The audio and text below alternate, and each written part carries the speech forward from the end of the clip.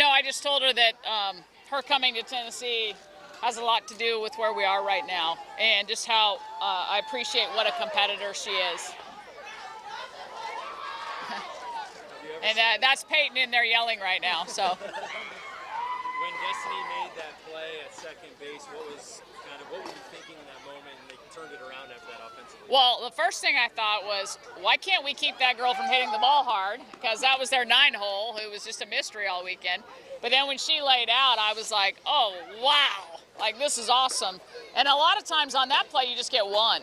But Laura was in perfect position to make the turn. And then I was like, is everybody seeing something different at first base? Because I thought she was clearly out. Thank goodness replay showed she was. All right, Coach, first off, congratulations on being SEC champions back-to-back years there. And speaking of back-to-back, this was back-to-back 8-3 games. Yes. Over Kentucky. How were you able to replicate a similar performance to last night? Well, you never like getting down, but I liked that we had to fight our way back. And I think last year, the Florida series was pivotal for us because we did that in that series twice. And I think it was a real turning point. I think every team has to prove to themselves that they can win any kind of game.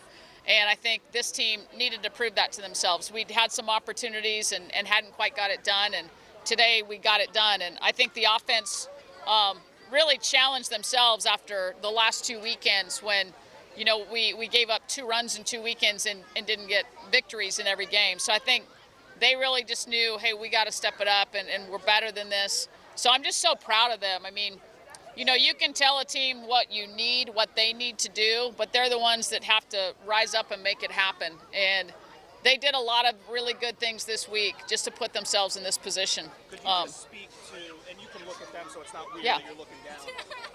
Could you speak to how this team handled the expectations coming into the season, returning so much, and handled them to a point where you are doing this again?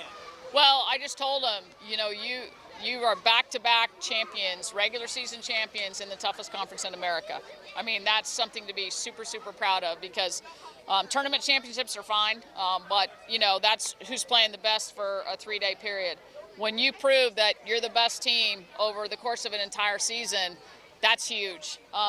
I think it's been a challenge all year to really kind of figure out how to handle that expectation that we knew was on us, kind of that target on our back. and what they wanted. And so sometimes, you want something so bad, you get so focused on it that you just can't see what's right in front of you. And I think this team has done a really good job all year of recognizing when we got in a bad place because of how much they wanted to win this and when we needed to take a step back. This conference is people look and say, oh, their record is this, they're in the bottom of the conference. This conference is so stinking good. I mean, Kentucky's going to go to regionals and they're going to make noise. They're a team that it wouldn't surprise you they get to a super. So, and they're a good coaching staff. They're smart, and they had good game plans for Carlin and Peyton, and their kids bought into those game plans. So I'd have to look at the film to really evaluate it. I didn't think from the side her pitches looked like they just had the jump on them that they had yesterday. But yesterday she came in for Carlin, and today Carlin came in for her, and they just support each other so well. You're purple. Hey, you guys got to go. Okay.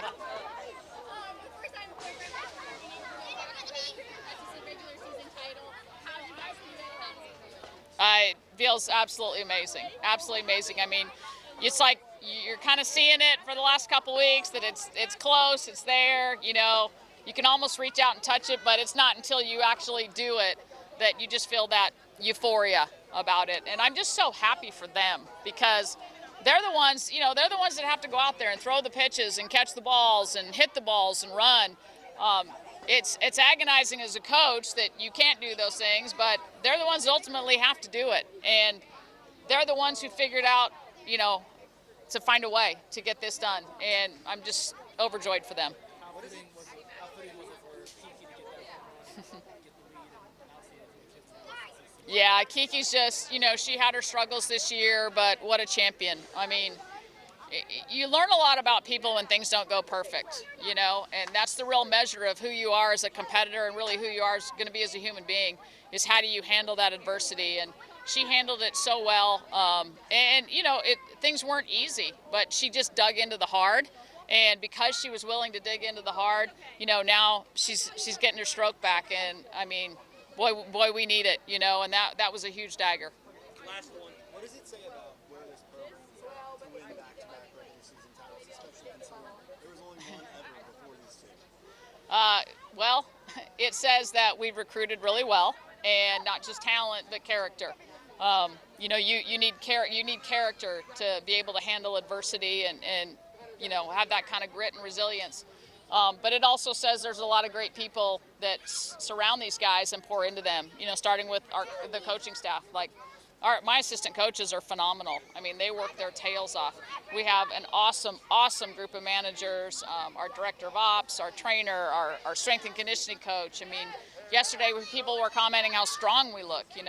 So it's everybody. It takes everybody that touches your players all being aligned and being on the same page. Our academic advisor, I mean, she is absolutely unbelievable. And I'm just blessed because I get to come to work and work with amazing people every day who want this just as much as I do.